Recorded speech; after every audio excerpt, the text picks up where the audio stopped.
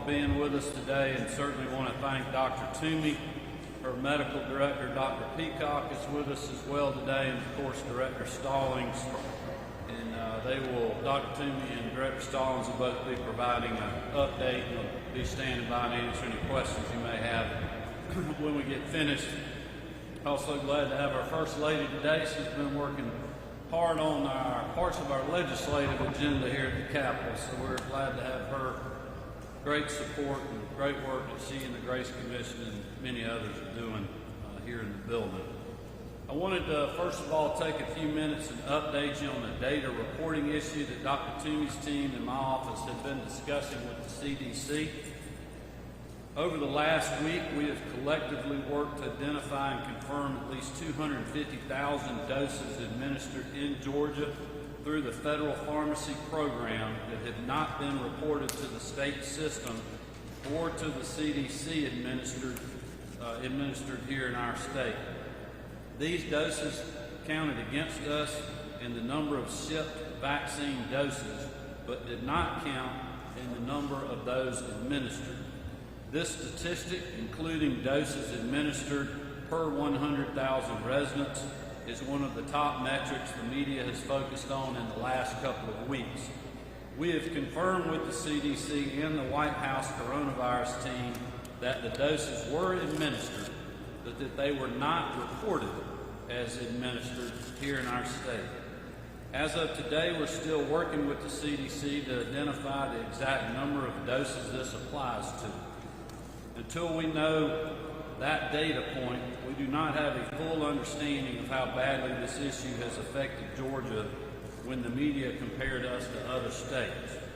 We are working with our partners at the CDC to rectify it as soon as possible, and we hope it will be resolved by the end of the month. Even with at least 250,000 doses that aren't being credited to Georgia, we continue to beat the national average in vaccinating the most vulnerable to COVID-19. As of today, we are nearing 1 million seniors having received at least one dose, or 70% of our over 65 population. The national average is 64%, according to the CDC data. As a reminder, Georgians over the age of 65 account for 77% of our deaths due to COVID-19. This targeted approach to protect our seniors is saving lives. The media and those playing pandemic politics will continue to focus on whichever statistic of the day paints Georgia in a bad light. But I will tell you, I'm not worried about politics. I'm worried about following the science and the data about who is most vulnerable to transmission, severe illness, hospitalization, or even death at the hands of COVID-19, and ensuring that these individuals have access to the vaccination program. Those are our seniors, those with high-risk health conditions, our frontline medical staff, and our first responders. To remind everyone, our current eligibility accounts for categories of Georgians who represent 92% of COVID-19 fatalities in our state. And it is clear from nearly every COVID-19 data point, cases, hospitalizations, and percent positive tests, that our targeted approach to vaccinate those populations is paying off. The state continues to receive reports of providers holding doses for a variety of different reasons, including to ensure they have enough second doses on hand for those appointments. Given the drastically increased supply of vaccines from the federal government, providers should be getting those shots administered as quickly as possible. That's why my office, in conjunction with the Department of Public Health, today is sending a letter to every provider who signed up to receive vaccines from the state. We expect providers to be utilizing no less than 80% of their weekly allocation of first doses within 7 days of receiving those doses, and also reporting administration to the state within 24 hours. Again, the Biden administration continues to provide consistent vaccine distribution information to the state. so there's no reason for providers to withhold doses. Moving forward, we'll be prioritizing future allocation of doses to providers based on provider inventory, effective distribution, and partnerships with local community organizations in future allocations of doses out to those providers. This week, the state received 458,000 vaccines for both first and second doses, and that includes 11,500 of the Johnson & Johnson vaccine. We expect next week to either be the same allocation or potentially a small increase.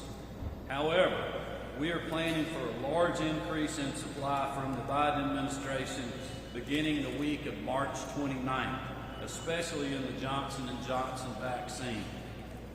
And finally, we're encouraging every eligible Georgian to please make their appointment as soon as possible. The demand for vaccine is significantly lower south of the Columbus-Macon-Augusta line than it is in metro Atlanta and much of North Georgia. The state has and will continue to reallocate doses to meet the differences in demand we are seeing geographically. Working with Chief Justice Harold Melton and the Department of Public Health, we'll also be adding judges and courtroom staff to the list of eligible Georgians for vaccination that will be effective today. Given the significant case backlog our courts are experiencing, we believe it is vital to get the third branch of state government back operating smoothly and safely. We will be moving quickly, as I've said in press conferences before, over the next couple of weeks to expand criteria in order to ensure we don't have vaccines sitting on the shelf or in a freezer somewhere. If you are over the age of 55, you are eligible. If you have a high-risk health condition like asthma, obesity, heart disease, or any of those currently listed on the Department of Public Health's website, I want to encourage you to schedule your appointment today. Vaccination is our ticket, as you well know, back to normalcy. The more people who are vaccinated, the more lives we save, and the quicker we can all get back to our normal way of life. Over the next couple of weeks, the First Lady and I will be getting vaccinated, and I want to encourage all Georgians to do the same. I'll now turn it over to Director Stallings for a brief update. Director Stallings.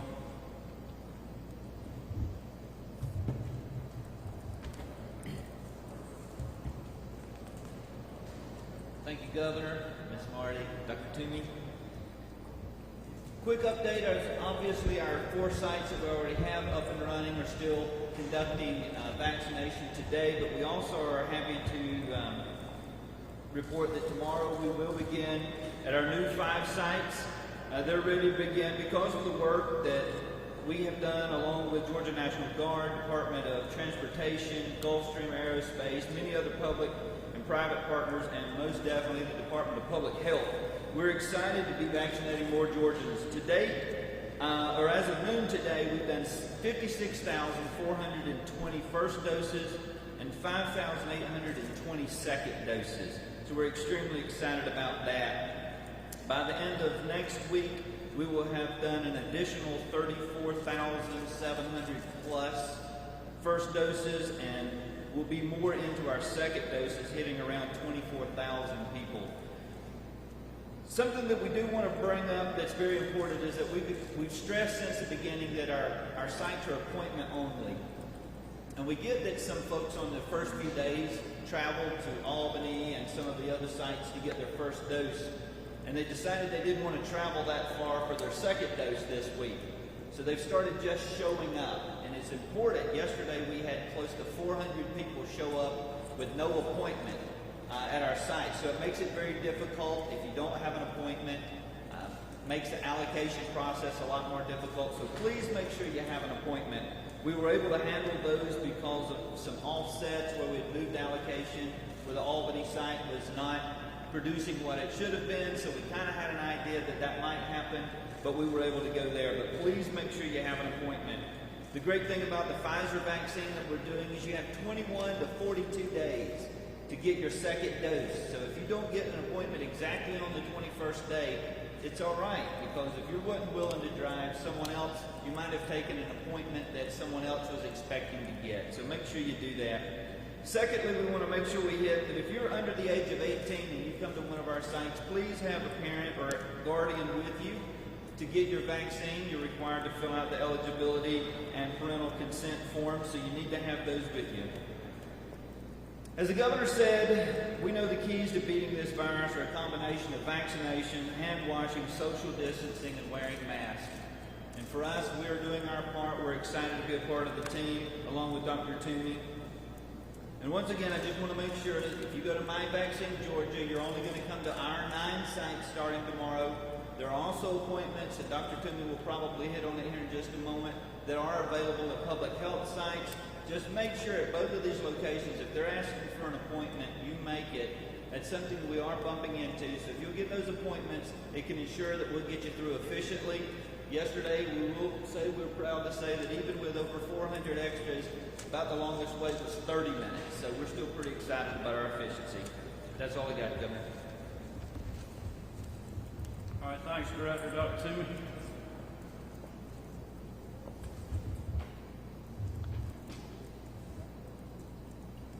Thank you, Governor. I just wanted to hit on a couple of high points that we've talked about before, but I think are worth repeating. One is, if you look on the DPH website, dph.georgia.gov, you can see all this, you can click on a link that talks about all the sites where they are currently have vaccine, as well as how to schedule at our many sites throughout the state, as well as the private sector sites, such as Walgreens, Publix, Walmart's, Kroger, Ingles. And we looked at this availability, and with the additional availability now, with the GEMA sites coming on board tomorrow, there's a lot of availability now. And it's just so important to be vaccinated. As the governor said, this is going to be our freedom to be able to get back to the Georgia we want to be. And I think if you look at the cases in nursing homes, long-term care facilities, that really tells us a story of what we can expect for the state as a whole. If you remember, every press conference we had, I talked about outbreaks, and the leading site for outbreaks in the state had been previously in long-term care facilities. And this week, when I checked, there weren't any outbreaks in long-term care facilities, and that reflects the fact that the majority of those long-term care facility residents are now vaccinated. And I think that is our goal for the state as a whole.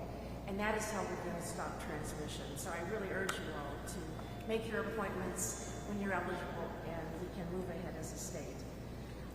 We are seeing our positivity rate go down significantly to about 5%. And this is a good sign. We would like to keep it down and keep it declining in the weeks ahead. And everybody being vaccinated will allow that to happen. We are vaccinating, as you know, individuals with health conditions from 16 years old into adulthood, and we recognize that these individuals with multiple health conditions may have a higher risk of having complications if they acquire COVID. And one of the many groups, including asthma, cancer, COPD, those with obesity, those with diabetes, as well as those with weakened immune systems, are all eligible for vaccination now. And I've gotten many calls and many concerns that individuals with lupus or individuals with rheumatoid arthritis weren't specifically mentioned. But because those conditions often are treated with medication that may lead to some immunosuppression, they too are also eligible during this time. So please be sure to let your friends and family know if they have lupus, if they have rheumatoid arthritis, or any condition that may lead to a diminished immune system, and please be vaccinated at this time. We're continuing to work with a lot of partnerships, both for the elder community, ensuring that they have transportation to sites for vaccination, as well as those individuals with developmental disabilities, and also working on ways to transport these individuals who may not otherwise have a way to get to the vaccination sites, including our partnerships with Walgreens that we'll be rolling out next week. I'm also very pleased to say that we've been able to identify at least 3,000 individuals statewide who are homebound and therefore would not have been able to be vaccinated at one of our sites. And we are working out through our public health departments and other partners in the community, vaccinating those homebound individuals throughout the state in the days ahead. And so that's a very, I think, an important opportunity as well for those individuals likely at very high risk for acquiring COVID if they were exposed. And also as an example of how we're trying to work with all of the communities at risk for COVID, I wanted to say that my partner up here, David, and I filmed a video that should be on our website now or will be shortly, as well as the governor's website, with information about the vaccination and how to get it and what to expect with the vaccination, so that everyone, regardless of their abilities to hear or read, can get that information. So that's all I have for today. Thank you very much. No, I didn't. No, I also wanted to mention that our Equity Council met last week. It was a very, very lively meeting. We have 16 members from all over the state, representing many communities of color. And I think what was the exciting thing about that meeting is that there were 16 members, all with 16 different new creative ideas about how we can reach communities, how we can use their influence and their leadership in the community to set up special testing events, how we can begin to get people more comfortable with the vaccines and what they can provide, the freedoms, as it were, that they can provide. And we are actually going to be setting aside some vaccine to ensure that we can work together with the council for some of these special testing events. For example, last weekend in Gainesville, one of our members, Norma Hernandez, was able to do a very special event, and she got over 1,100 individuals in that community to come to that special pop-up site. And it's that kind of event that we're looking to do in special communities, those where there's some hesitancy or some inability to come to our established test sites, and can make it easier to get the vaccine for them. So we're going to be continuing meeting every several weeks, and we'll be using those ideas to help us get additional opportunities to vaccinate in hard-to-reach communities throughout the state.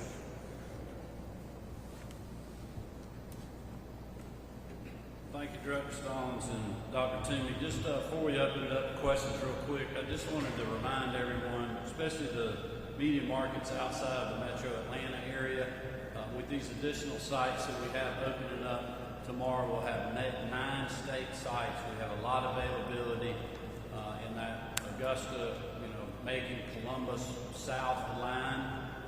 Please push that out there. Encourage your local citizens and local communities to sign up, to go ahead and get their vaccine. There's a lot of the availability through the federal pharmacy program and other providers in those parts of the state as well. And there's also, quite honestly, vaccine hesitancy in many of those rural communities across the state. And I would urge those Georgians, contact your medical provider, your doctor, your pharmacist, other people. If you have questions about this vaccine, it is safe, it is very effective. I was with Dr. Montgomery Rice from Morehouse School of Medicine last night. We were further talking about her work with Dr. Toomey's team and the educational piece that they're doing, especially in the African American community, to make sure people are comfortable getting the vaccine. We need to do that in all parts of the state, so I would encourage you to help us spread that word and encourage all Georgians to get their vaccine. Thank you, John. Governor, do you have an updated timeline based on all your projections of when you might open up the vaccines to everyone in Georgia? You said April perhaps, but... Well, yeah, I'll continue to stand by that, but you can see by today's announcement, we continue to remain very nimble. We're prepared to move very fast like we've done with the judiciary. As we see that supply increasing, certainly, as I mentioned in my remarks of the Johnson & Johnson vaccine, that just opens up a whole different ball game for us to be able to go into, neighborhoods, civic clubs, churches like we saw at St. Philip A&E this week, but do one dose versus having a schedule coming back, 2 weeks, 21 days, or what have you after that. So I think it'll give us a lot more flexibility. That's one reason we're encouraging our providers to do that is the same. If they're not seeing the demand, then they need to be working with partners that can have that trust in the community to bring people in. That's exactly what Walgreens and St. Philip A&E did. It's exactly what Piedmont did yesterday. It's what Norma Fernandez did up in the Gainesville area with the Latino community. And we are getting closer to that day. So I still feel very good about the original timeline I put out there. One question about the past year. A year ago today, you declared schools should be closed. 2 days earlier, March 14, 2020, you issued your first public health emergency and activated the National Guard. I know you like to look forward, but as you look back over the past year, the impact this has had on all of our lives, what do you wish now that you've known then, that with all the tough questions we've asked you over the past year, that you could have known, and how is this impacting you? Well, I'm not going to try to go back and second guess myself for the things that Dr. Toomey and Director Stallings and former Director Homer Bryson and many other people that were part of our team went through. There's no question about it. We had to make some very tough choices during extraordinary times, and there is no playbook for this. But every Georgian, I believe, I know our family has been affected by COVID-19 in one way or another. Many of us have experienced loss of close friends and family, and our heart continues to break for those individuals. It pains me at the suffering many of our small business owners and hardworking Georgians, through no fault of their own, have been affected. Our kids' inability, even recently, to be in a classroom will have generational effects on our state and on this country and on the world. But I will tell you, looking back 1 year, every day is a reminder of the things that we went through, the tough decisions we made, but it's also reminders of those heroic days when we literally had Department of Natural Resource Rangers, state troopers, National Guard flying, delivering PPE when hospitals had none, setting up temporary medical facilities, working with our school systems to make tough choices. I am so proud of my fellow Georgians for how hard they hunkered down to fight this virus and to be standing in the position that we are in today in our state, continuing to protect lives and livelihoods, and focusing on the people that are in this chart that show that 77% of our fatalities have come from those over 65 years of age. I'm very proud of what this hard-working team has done, and certainly Dr. Toomey's work and many, many other people that you never see at a press conference or on any television camera, but the people that are out there in our public health departments, our hospitals, our nurses, our educators, people that are delivering meals on school buses, our National Guardsmen who have been volunteering for over probably close to a year now in our food banks when it wasn't even safe to have normal volunteers being there. There's so much heroic work that has gone on. It makes me damn proud to be a Georgian. Hi, Governor. Regarding the data glitch that you mentioned that shorted Georgia's being credited for 250,000 doses so far, the federal pharmacy program is nationwide. Did that data glitch not affect the entire country, every state, or was it just us? Yeah, I wouldn't really be able to speak to any specifics. I haven't been, we've been working on this data issue. I'll let the team give you more information after we wrap up here. I feel certain it's affected other states. How it's affected us, I don't know. It doesn't change my mindset, what we're focused on. We're continuing, as you all know, to focus on the most vulnerable, to focus on the medically fragile. And as we get more vaccine, we're going to open this sucker up to everybody, and we're going to continue to get the vaccine out. But I do think it's important for all of us to continue to encourage education on how safe and effective this vaccine is.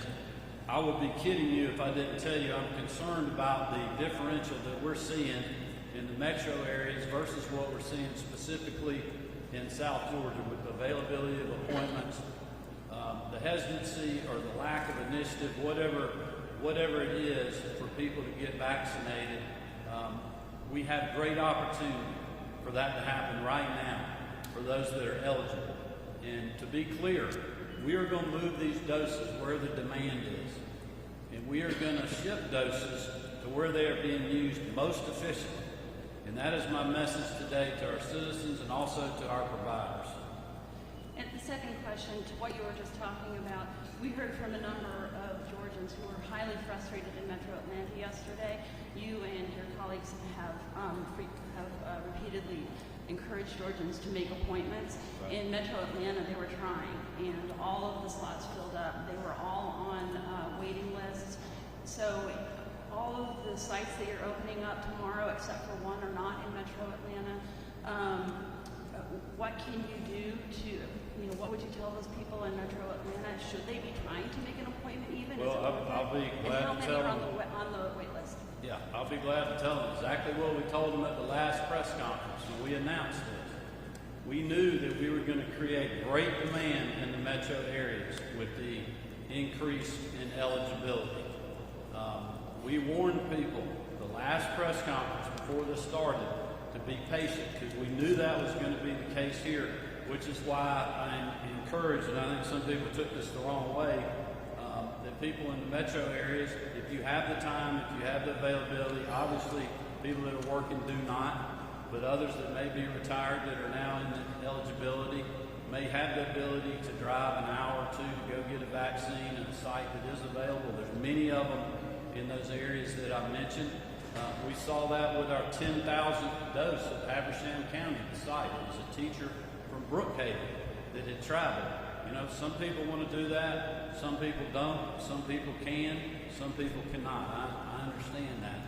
But we warned folks, as we did when we started, that we would be creating a lot of demand. We had a fair amount of demand before we even opened up the eligibility, but also didn't want to have doses sitting out there and not have enough people to be eligible. We'll work through this very quickly, as Director Stallings said.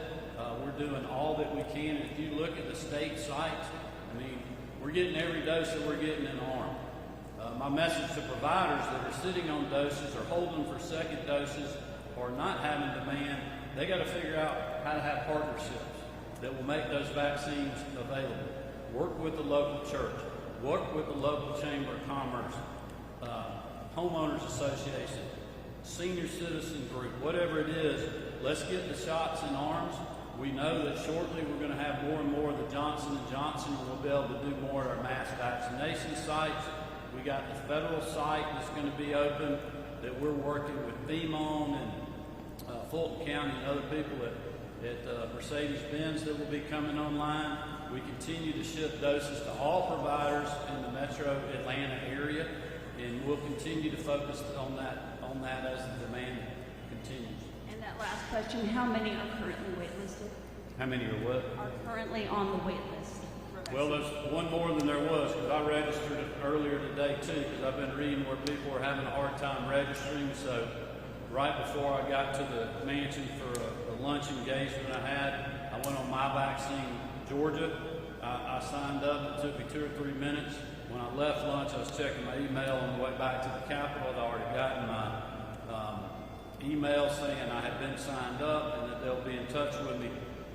So for folks that are having trouble in other areas, I would have to know more about whether that's a county site, whether it's a private sector site. But I would encourage Georgians as well to go to myvaccinegeorgia.com, call that phone number that's on the website. As Dr. Toomey said, check the public health site, but don't forget about your local pharmacy. Great great corporate partners in Georgia: Kroger, Publix, Ingles, Walmart, CVS, Walgreens. Everybody is working hard to get the vaccine. I kind of want to ask a question in that vein. All these multiple attempts, you go to myvaccinegeorgia.com, you go to the individual health departments, you also go to Walgreens and CVS. Is that causing some of the traffic itself, clogging up the system? And if you have all these multiple attempts to get an appointment and you choose one chooses you, what should you do? Should you go and then cancel your other requests? Do you want to speak to that?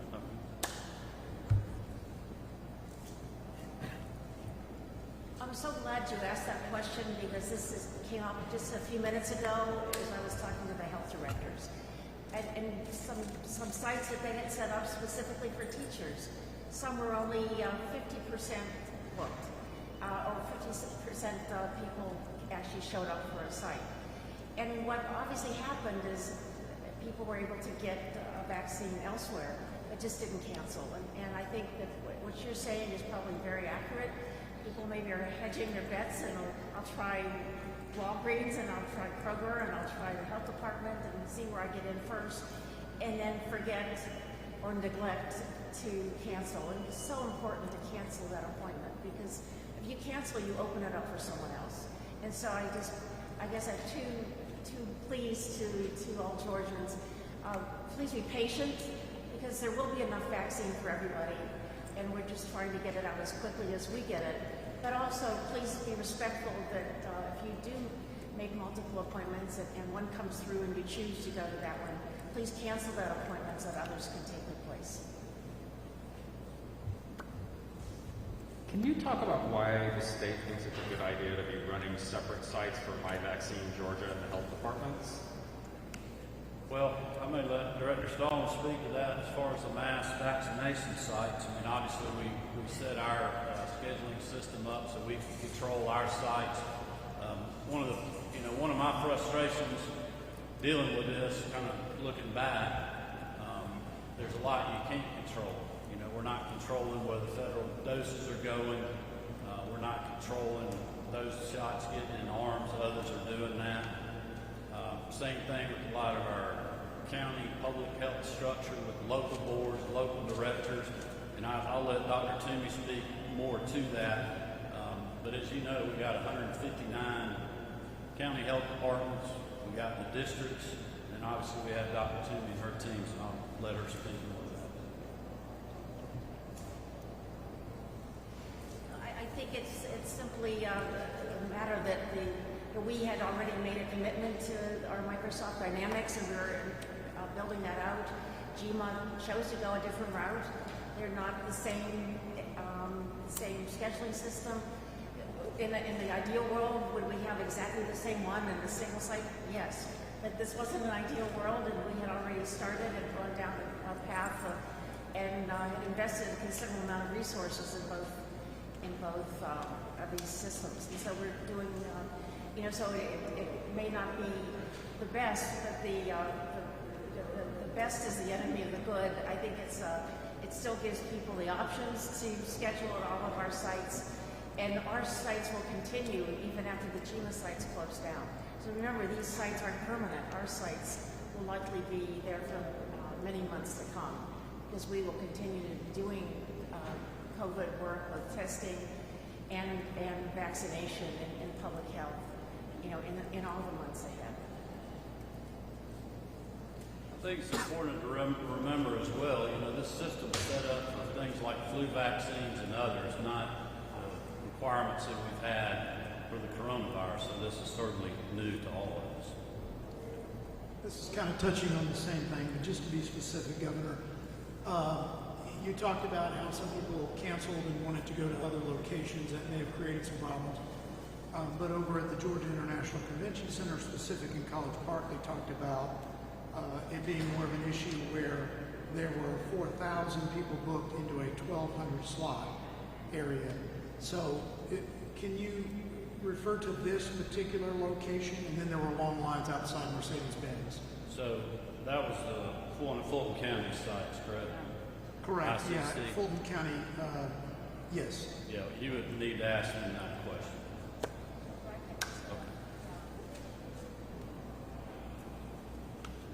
when I spoke with Dr. Paxton a few minutes ago, she updated me on that. And what inadvertently happened was an IT error on the part of the Fulton County staff, and they inadvertently booked or created double bookings.